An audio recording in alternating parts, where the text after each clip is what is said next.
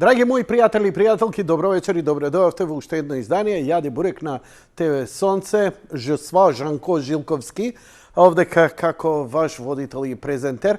Вечерва ќе ја злоупотребам емисијата да се објаснам за една работа. Имено, последниот цел серијал од колумни кои ги пишувам за Нетпрес редовно предизвика, неверојатно за мене, предизвика интерес.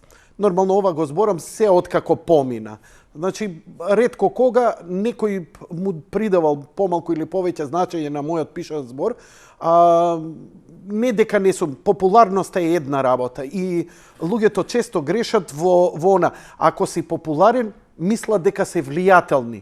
Најголемиот прелес го имаше во животот, тоа сум го имал и ја, го имаше Велија Рамковски. Он беше најгледана телевизија, он беше најголема телевизија и он мислеше дека може што сака да прави. На СДС му командуваше кој ќе биде премиер, дека и он сака да биде, ВМРО го удираше и го мачкаше како што он му мислеше, укинуваше или прекинуваше енциклопедии издадени од Ману и едноставно заради огромната гледаност човек се возгордува. Човек се возгордува и мисли дека може да прави што сака. Тогаш се случува падот и тогаш се учат големите лекции. Ја, фала Богу, не добив толку голем пат, нити толку големи шамари, но она што ме заинтересира во целава оваа приказна, малце подолга тирада. Значи, драги мој, кој дојде? Некој интересен? Не, некоја девојка, млада, распуштеница, прашува кај е Јанко? Не, а? Добро. Да прашам. Не се. Шега на страна, мајтап, навистина во некоја идилична атмосфера. Туку, ова ќе биде сега ТВ колумна која помалку и ќе ја илустрирам.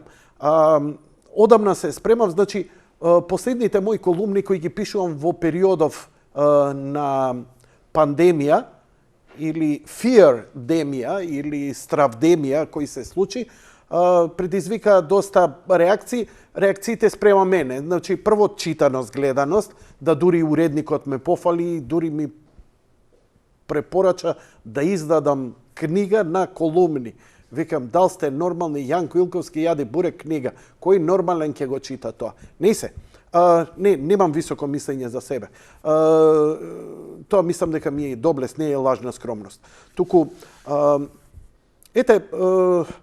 она што го напишав предизвика интерес. Но не е тоа, пази, ја не сум попаметен, бидејќи тоа се работи кои некои научници ги направиле. Ја едноставно тоа што науката го дознала и го направила, направив една компилација во споредба со денешно време што ни се случува. Почнав од она егото и его трипот кога човек ќе се умисли што сака да прави. Ова ќе трае, брат, колеги од режија. Слободно се 20 часот и 15, па ова до 9 ќе трае, 45 минути, гарант. Само да има еден да може да ми да мојава тирада, јадење во бурек ќе ми трае. Само да некој оставите да ми менја кадар од време на време кој ќе пуштам на компјутер. Долго ќе зборам. Имено се работи за ТВ колумна, на таков начин ќе го спакувам се во ова.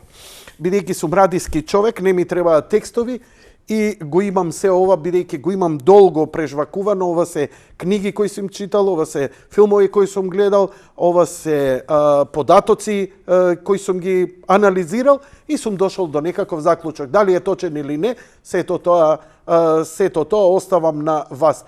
Мене најмногу што ме фасцинираше во овој период е човековата природа. Имено кога ќе ви се јаве вас и кога ќе ви речев што правите, како правите, добри ли сте, сите се јавува.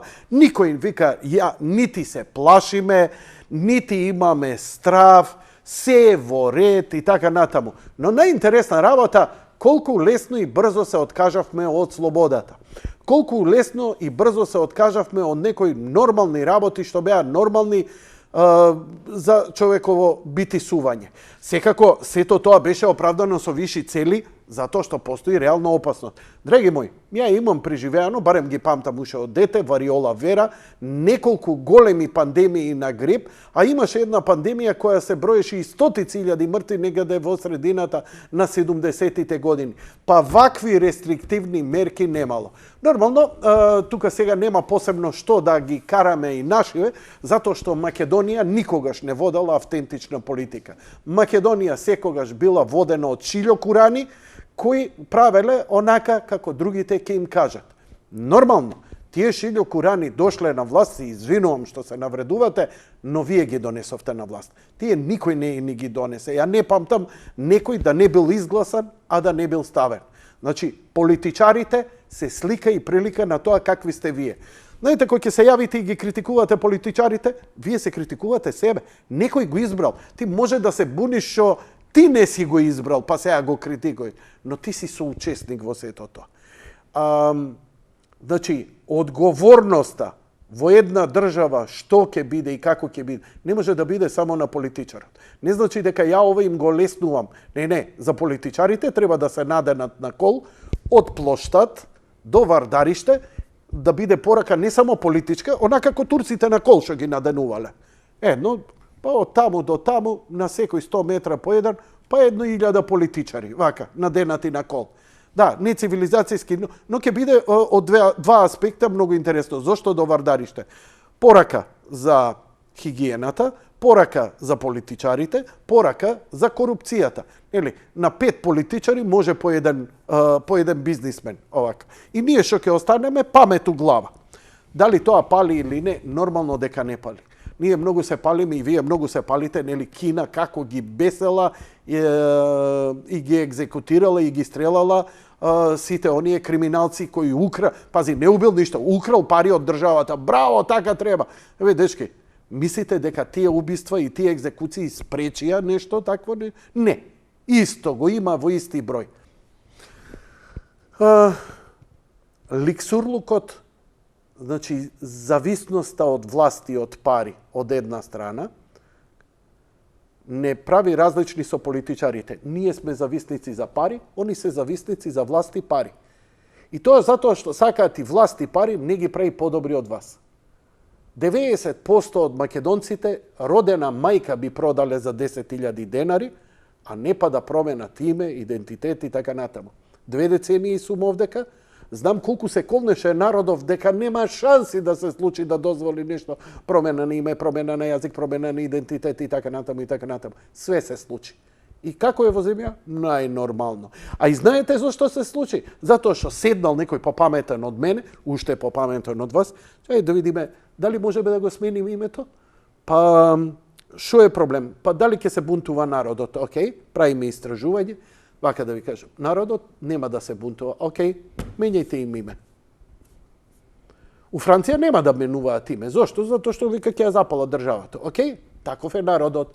Зошто е таков македонскиот народ? Тоа е друга работа. И имено заради пандемијата во сите земји беа воведени рестриктивни мерки. Рестриктивни мерки ја ги поддржувам во смисла маски, хигиена, да нема гужви по автобуси, гужви во молови, океј, затворени Кина еден период, молови, јавни простори кои се собираат луѓе, не знам, од музеи, од Кина, од училишта, од сето тоа. Не можев да го разберам полицискиот час. Полицискиот час, мислам, овој народ, знаете како го голтна полицискиот час? Како Аса Акира кога снима Букаке сцена. Ама од сите страни доаѓаат, она све прима, све голта, нема проблем. Букаке финиш. Кој не знае што е, не гуглајте, затоа што е страшно безобразно. И никој не се бунтува. Зошто нема бунтување? Тоа мене ми беше, зошто нема бунтување? Заради страф. Значи, македонецот е предавник, е ликсур по пари, е лакеј на странци. Едните му се клањаат на НАТО, другите му се клањаат на Русија, третите се клањаат на ЕУ, четврти се клањаат на Албанија, пети на Србија, шести на Бугарија, седми на Грција. Секој, само не на себе. Зошто? Страв. Дефинитивно страв. Стравот е убиецно. Ама викаш, ја не се плашам. Знаете зошто не мислите дека не се плашат? Затоа што чувството на страв вие го поистоветувате со бабата на Том и Джери, која ќе дојде Джери и она која ги дига 10 сукњи и вришти. Маус, маус! Не е тоа страв. Страв е подсвесна, стравот може да биде длабок, подсвесен и да ти ги обликува твоите размислувања и постапки, а да не чувствуваш страв. Не бе, добар сум. И нормално. Дали скоро преку 50% од македонскиот народ пие ракија? Да. Зошто пие ракија? Што мислиш? Па нема подобар супресив на стравот и на стресот од ракијата. Алкохол само... Не бе, ја тоа, душата ми бара. Што бара душата? Душата не може да се соочи со реалноста. Па мора да ја шешердисаш малце, да ја дадеш. И сега наркоманот ќе земе дрога, вие ќе земете ракија, петиот ќе земе да трча, сите се нешто зависници, шестиот ќе јаде благо и сите живееме во страв. Некој го покажува, не е страв само ситуација на паника. Страв е и кога не делуваш и делуваш најсмирено. И таквото неделување на страв па иде во едни други облици кои може да и резултираат депресии, самоубиства, до физички манифестации на психосоматика со срцеви заболувања, со зошто иначе од каде имаме ние чир на желудник, или имаме висок притисок, или имаме сето тоа. Ја не сум идел у клиника да наблюдувам други. Јас се наблюдував себе. А бидејќи 3 децении сум со народов, со вас, све што сте збореле, што сте правеле, јас сум како сунгер. Вие кога зборите, ја визуализирам. Мене ми се лоши, ја понекогаш дома доаѓам, повраќам. Или седам по 4 сати гемам да заборавам што е кажано. Затоа што ако се соочиш со тоа што е кажано, тоа е страшно. Такви трагедии. Мајка изгубила дете, се плаши да каже името на убиецот. Замислете, пази, кога ќе дојдеш до крајност и немаш што да загубиш, македонецот дури и тогаш прави калкулација. Но тоа, види, кај нас е најизразено. Не е дека го нема во светот. И се е интересно што полициски час се воведе кај нас, сите ние го прифативме. Ама ќутенката, и тоа, пазете, тоа губење на слободата, знаете кој први? Шарените. Шарените кои вика нема правда, нема мир, кои вика слобода и така натаму, први повика седење дома полицички час да нема мрдање. Секако со ова. И сите ние послушаме, да, седи дома, никој не забавам да е. Види, од една причина да не се замериш со власта, од друга причина да не си направиш проблеми, од трета причина, нема, види, македонец да му земеш 2000 евра. Брат, за 2000 евра македонец 90%, не зборам за 10%, секојаш има доблесни луѓе кои образот нешто им вреди. Зборам за повеќето. За 1000 евра да добие секој од нас, па бланко ќе ти подпише, пиши ме што сакаш, како сакаш, ово, она, вамо и тамо, ја ова не е држава за мене и така натаму.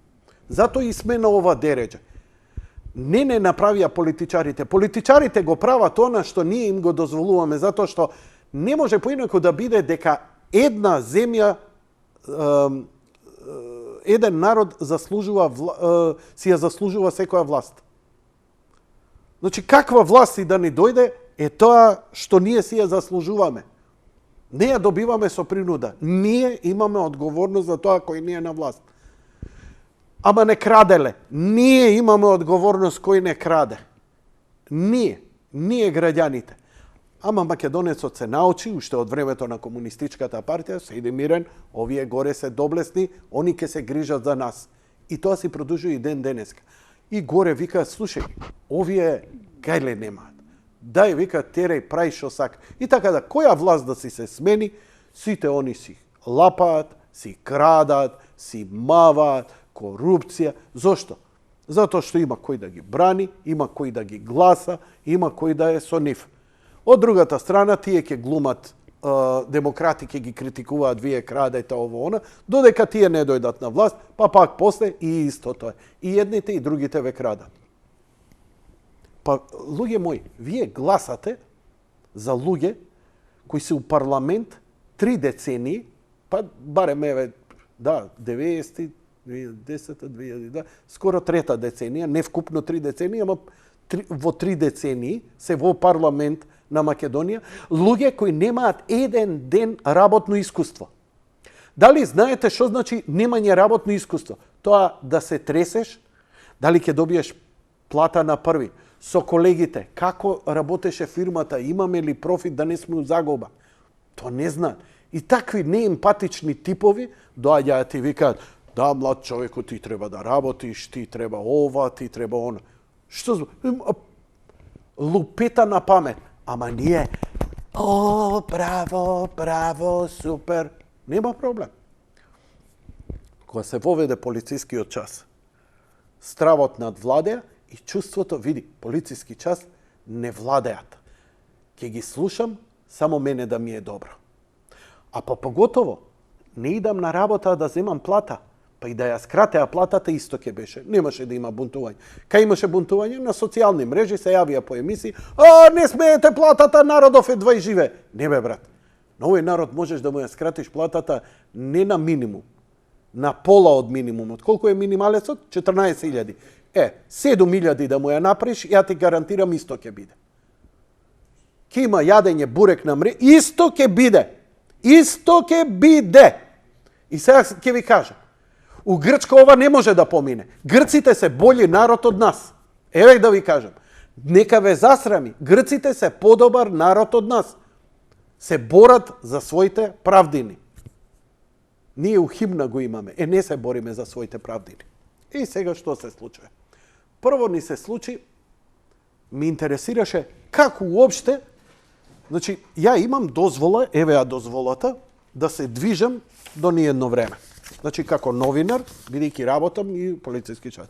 Нормално, поднесовме барање, полиција го одобри и така натаму. Никогаш не го злоупотребив.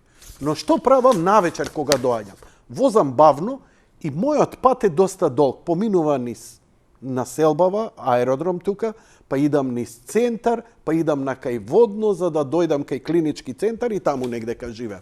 Значи, доста пати можам да забележам. Тоа е стварно дисциплинирано. Нели, и ќе каже, па види колку е народов дисциплиниран, се грижи за своето здравје. Да, така си го оправдува стравот. Ја не викам да излезеш надвор, него како толку многу послушно и како, бидејќи една контрола ми имаше на тие 4-5 километри. Значи, не може реално полиција да те фати.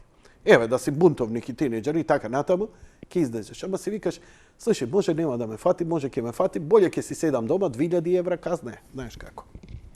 Има една работа, се вика паноптикум. Тоа е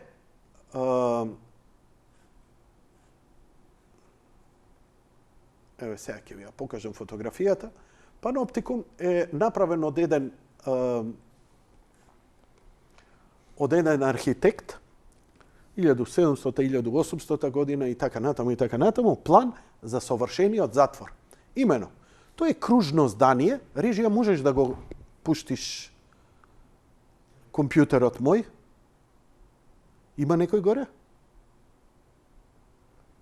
Ја би замолил режијата, режија, ако може компјутерот за да го објаснам.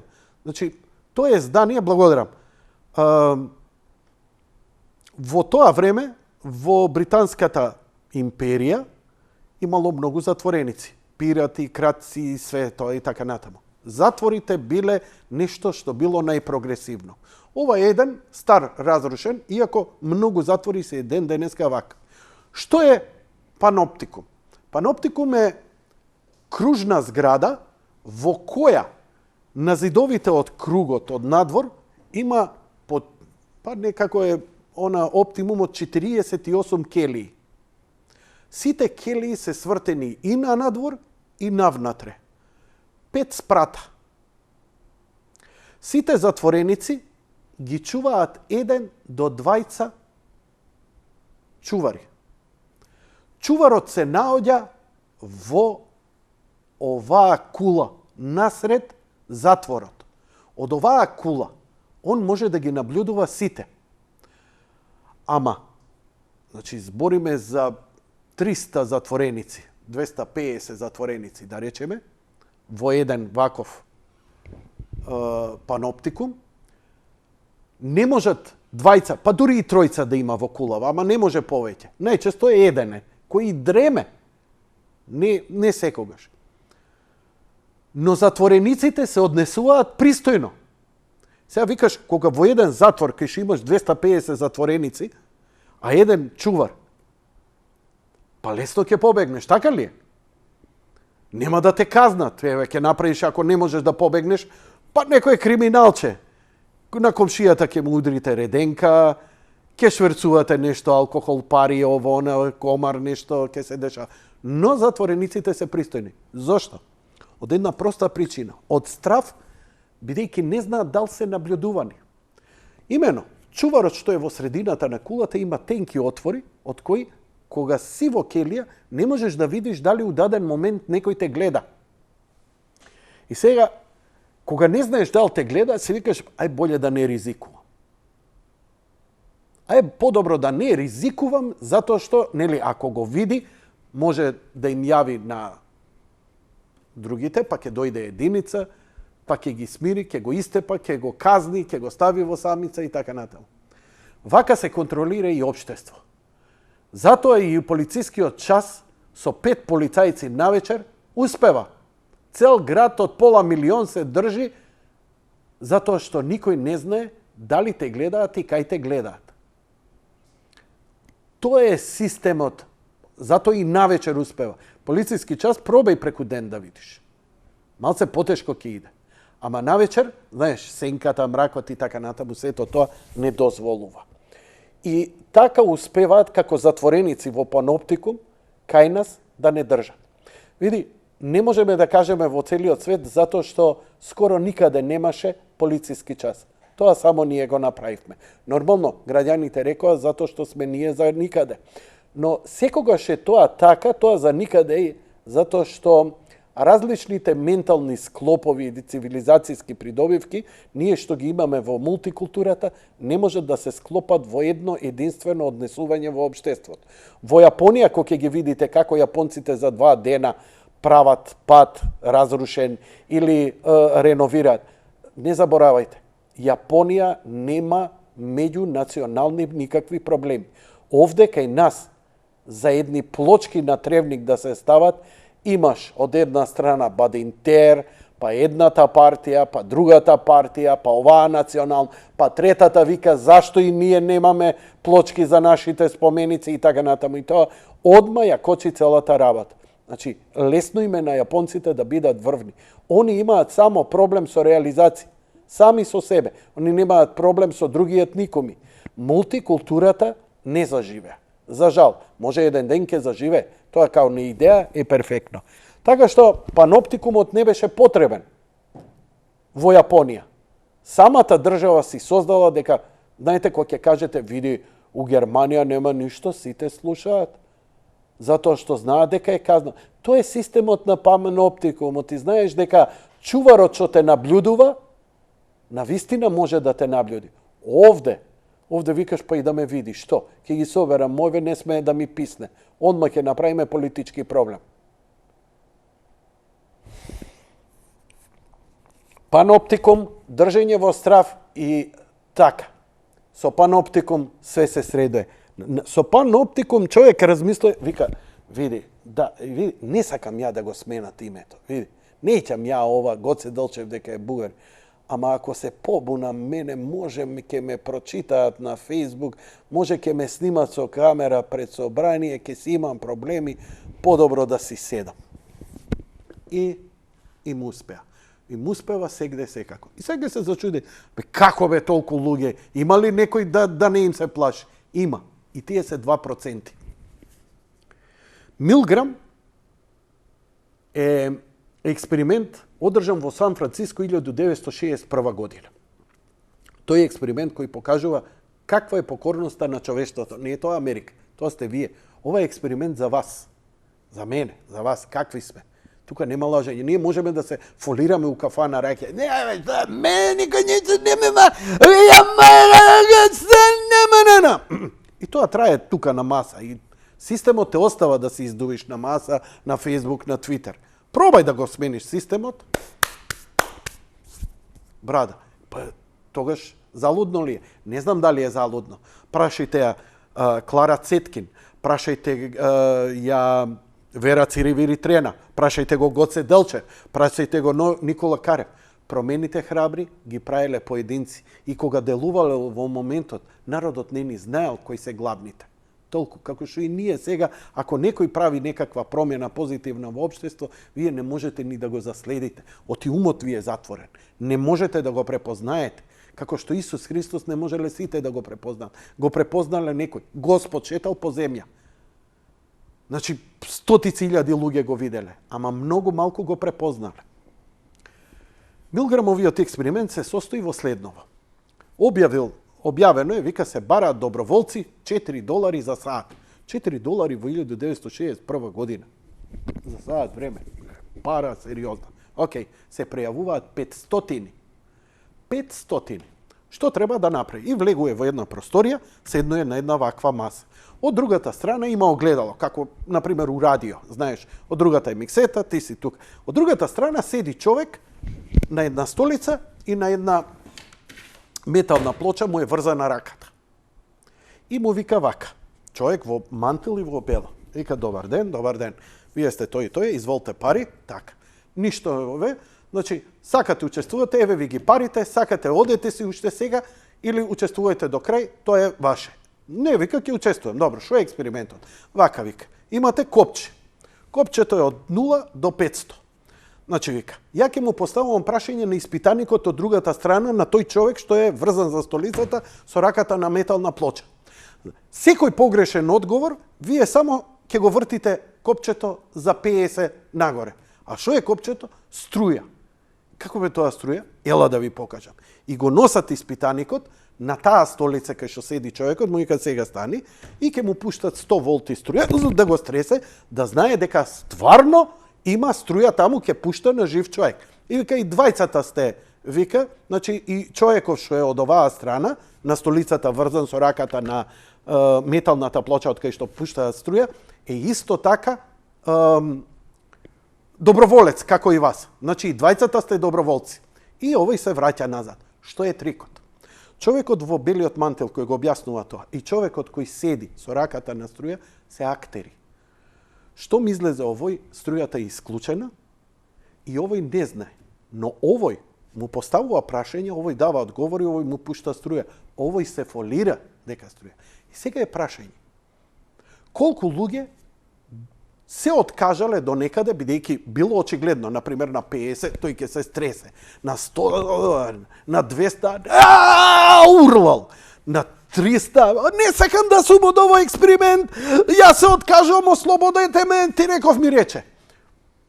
Имало луѓе, викаат, бе, човеков ова болки, а овој у бело, знаеш, научник со пенкалца, со име и презиме, со научари, знаеш, онака, со машна, знаеш, како научник, знаеш, му викал, видете, човекот е исто доброволец како вас, да не ви објаснувам. Вие мора да продолжите со експериментот. Да се вратиме на почеток. Си можел да станеш у било кој момент и да не продолжиш со експериментот. $4 у джеб. Thank you and fuck you систему. Сваќаш? И тоа продолжувало се до максималната граница, кога на крај го убиваш човекот. Што мислите? Колкумина се откажале, колкумина оделе до крај. Милграмовиот експеримент не е моја измислица, Милграмовиот експеримент е нешто што на вистина постои, се случило и еве го како изгледало тоа. Ова е голема сторија. Книгата излезена дури 70 години. Секако се врзува, еве го како бил експериментот, како се поставувал, кој ќе дал погрешен одговор, што се прави. Книгата издадена 10 години подоцна. Книгата, оваа студија, па уште не ви ги кажав резултатите. Книгата требало да покаже колкава е покорноста кај човек без никаков страв, без никаква принуда и без никакви последици. Значи, он можел да го пушти, еве го тој човекот, го гледате, научникот, све, и му објаснува, вика ќе пушти струја тука и тука, до толку. Од другата страна, така и толку струја пуштал и така натаму и така натаму. И сега правени се емисии за да покажат. Значи, разберете едно. Човекот можел да се откаже било кога сака, но исто така, ако идел до крај, му било кажано, немаш никакви последици. Иако го убиеш. Ништо, вика, он си има подпишано, ти подпишано, слободно, вика, ако сакаш. 1 до 2% само се откажале. Другите сите иделе до крај да го убијат човекот од другата страна. Секако вистински не го убеле, тој глумел дека го фаќа струја. И сега, замислете, пази, тој викал, тој можел да чуе од другата страна. Значи, можел да го чуе. Те молам, не ми пуштај струја, не ме мачи. Одма после експериментот ги интервјуирале. Вика, дали знаете дека убивте човек? Да, знам. Зошто тоа го направивте? Па ми рекоа така, не е моја работа, јас само стиснав копче.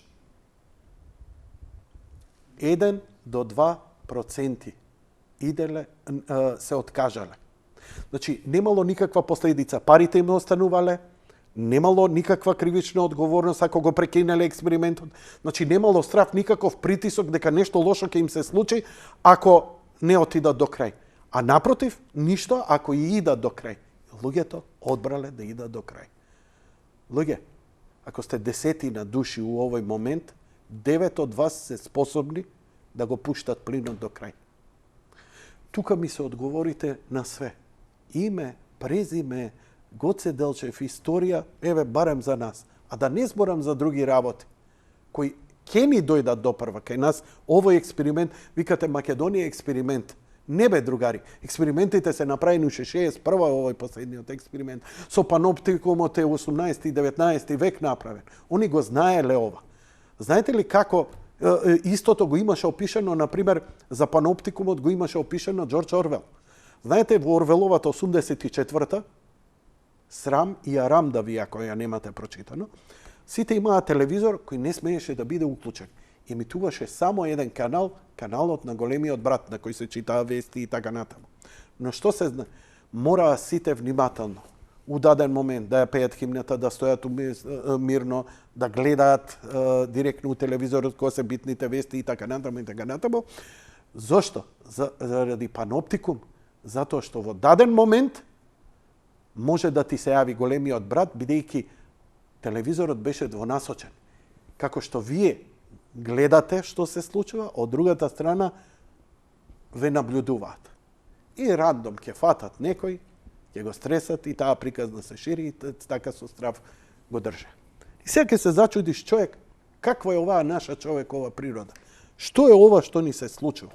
Имено, драги мои, за да не се соочиме со тоа, а да си ги артикулираме нашите стравови, ние измисливме 5G, chemtrails, 4G, елиени, рамна земја, не сме слетале на месечината, вакцини, се што дека ни прават, само со реалниот страв, собствен да не се соочиме.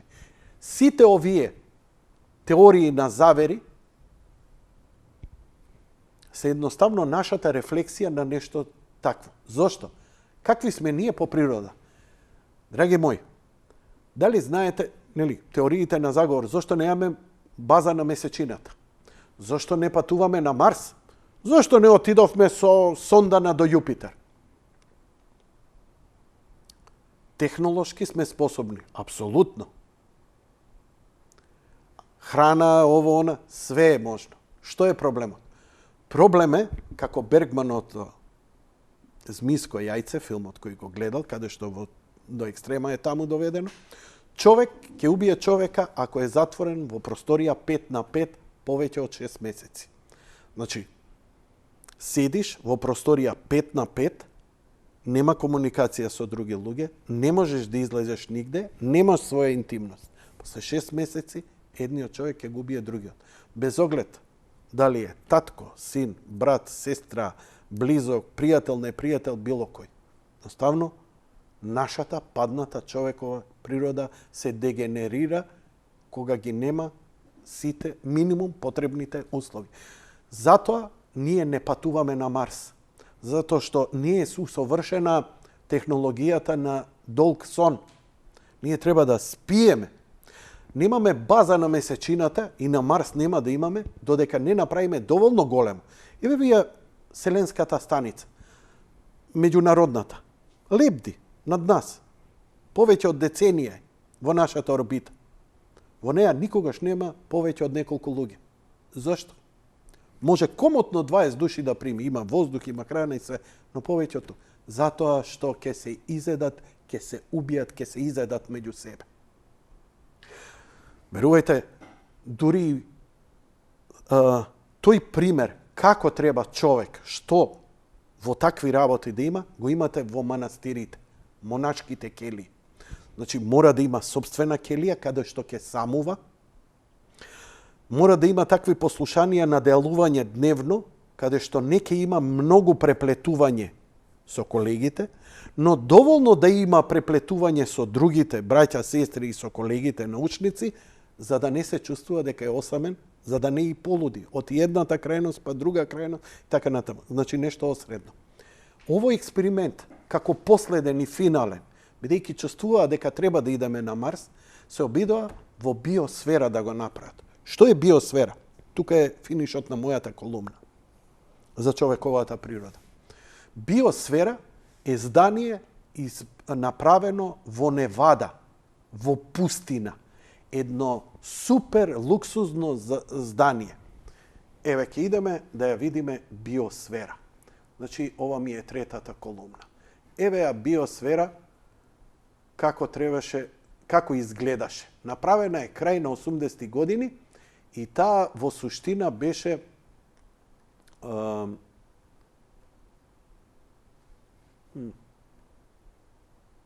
да, еве. Значи, среде пустина, гледате колкаво огромно здание. Значи, направен мини рај. Во ова здание беа затворени 4 пара, 4 години. И имаа внатре вода за пиење, најчиста вода, најчиста почва, најубави растенија, огромен простор за собствена интима, знаејќи ги сите оние проблеми кои произлегуваат од изолација, затворен простор и така натаму. Значи, во затворен рај, полициски час доживот, со години, затвор, ама совршен, мини рај, ништо не им требало. Значи, си имале семе, сами да си одгледуваат храна, да си приготвуваат храна. Едноставно биле скапо платени, но и врвно подготвени како научници за ова. Секако и да имали задолженија за научни експерименти, но ништо претешко. Едноставно ставиле дали може луѓе во еден совршен систем да издржат заедно. Секако ова требало да биде и херметички затворено. Значи, нема комуникација со луѓе од надвор, нема дотур на воздух, вода или било што. Self-sustain. Значи, гледате колку огромен простор за четворица луѓе. Во шума, во ливади, во езерца, во све унутра. Супер уредено. Спектакуларно пропаѓа овој експеримент после 4 години. Не само што пропаѓа, што они не успеваат да бидат self-sustain. Значи, мораат неколку пати да отворат, да им дотурат вода, да им дотурат храна, да им дотурат лекови. Од X причини им се случува. Нели, ова експеримент, бидејќи кога ќе направиш база на месечината или на база на Марс, ова е тоа. И викаш, ајде да видиме први на земјата, ако успее, еве, потполно, не им успева. Но, тие штосови, каде земјата попуштила, растенијата, колку светлина треба, тоа се технички работи, тоа се поправа. Нови филтри ќе се стават вакви системи за рециклирање, ќе се додадат ваков начин за готвење и тоа се решава.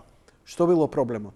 I v ovаа ситуација, 4 пара, значи маж и жена, они биле парови, за да човек не се осеќа осамен и за да се ги задоволи и своите потреби, и емоционални и сексуални, они биле 4 пара, да си бидат едни со други. Знаеш, неподносливост толкава се развила. Пазете, знаеле што ги очекува. Научници подготвени, врвно истренирани луѓе. Неверојатна нетрпеливост, која кај некој од паровите резултирала дури и со развод.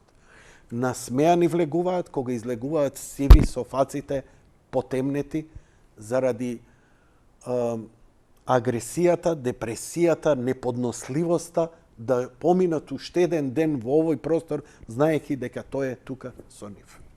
И тоа е човековата природа падната. Ние не направивме подвиг за да се надминеме себе си, ние надминавме технолошките проблеми. Ама технолошките проблеми нема да ни го надминат проблемот на планетава. Нема, затоа уште долго нема да имаме. Ние ќе имаме од некои си, можеби, комерцијални, знаеш, она ќе направиме база, 15 дена и иди као на негдека. Еве како луѓе што ми викаат, цела година едва и чекам да отидам у некој супер луксузен, супер all inclusive.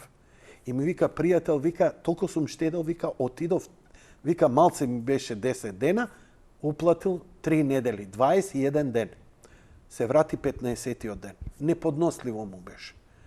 Не можев да ги гледам едните исти луѓе, у иста соба и со жена и со деца, и така натаму, због тисува. Сваќаш, све си опуштен, све ти е наготово. Тоа изгледа убаво, но човек е динамичен. Човек му е потребно да направи нешто, да се избори со тоа, да се соочи со тоа. И тоа ја прави нашата природа. Кога нема, таа се врти и истакнува од себе, кога немаме оној креативен грч на работа, на се, и кога ќе се опуштим, седиш дома, дремеш дома. И затоа сега најголемите проблеми со локаутов е дебелење, депресија, физичко насилство меѓу сопружниците, физичко насилство врз децата, тоа не ви го кажуваат на пресови. Но и кај Филипче, у цел свет. Педофилијата преку плафон е отидена и перверзијата. И бројот на разводи на енормно ниво. Ама вие тоа не слушате. Леле го, види го што е фин, направиле уште 100 тестови денеска. Не е проблем која партија, проблем е во нас. Ние сакаме да го чуеме тоа што сакаме да го чуеме и неќеме да го видиме. Ние сакаме ние да сме во право. Нас вистина не ни интересира. Човековата падната природа. Уште од Сатаниел ние ја имаме. Најубавиот ангел, кој имал најголема поддршка, кој бил најблиску до Бога, кој толку се возгордел, дека јас ќе ви дам тоа. No. И така натаму. Така да, welcome, дечки. Толку ја за овие мои 6 децени успеав да укапирам. И што со ова? Ништо. Првиот пат кон излекување, правиот пат кон излекување е да се соочиш, да си признаеш каков си, да престанеш да обвинуваш други за тоа и да си понесеш одговорност. Имало нешто лошо у твое мало. Што ти направи за такво нешто? А зошто ви го кажувам? Дали разбирате дека спасението што ќе ви биде? Знаеш, кога ќе умрете и кога ќе отидете пред Свети Петар, ќе му викаш, идев у црква, оставав донации, се молев, све е тоа фино, брате. А кај е Јанко? Абе, Јанко беше лош. Не ми објасно, јас знам кај бил Јанко. Него, што ти направи за Јанко? Се молеше ли за Јанко? Пробали да го исправиш Јанко? Направи ли нешто за да тоа се среди, за да и он не отиде? Бидејќи, ја како верник верувам дека Господ сите исто не сака. Не може поинаку тоа да биде. Све почнува од нас, се завршува со нас. А ние упорно вината ја бараме кај странците, кај политичарите, кај овој или кај оне. Не, и тие се луѓе како нас. И не командуваат. Не командуваат затоа што ние го дозволуваме. Затоа што сме уплашени од пантеоптикумот и затоа што за 2000 евра ние родена мајка ќе продадеме, не па друго. Зборам за поголем процент. За жал, тоа е реалност. Не само кај нас. Ние можеме да збориме за ова. Толку од мојата тирада, јас ќе си ја запнам муцката, толку од мојот бурек за вечерва, а подосна после блокот реклами, ги отворам телефоните и давам отворена тема. Баш ме интересира за што ќе зборите. Немојте за моево бурекџи суење. Стварно, оти ќе ме терате да ви реплицирам и така натаму. Може би некој погрешно ќе ме свати. Моите 3 колумни се тука, прочитајте ги, еве ги на Нетпрес. На Нетпрес, еве ја првата колумна Биосфера 2, последната, претходно е на колена или Милграмовиот експеримент и Паноптикум. Нетпрес, идете во колумни и тука негде како ќе видите тагот Јанко Илковски, ви се појавуваат све што сум напишал, па ако ви се свиди интересно, окей. Бидејќи, ја користам референци од врвни научни експерименти кои онака го потресува светот, а и мене ме изменија. Режија, благодарам.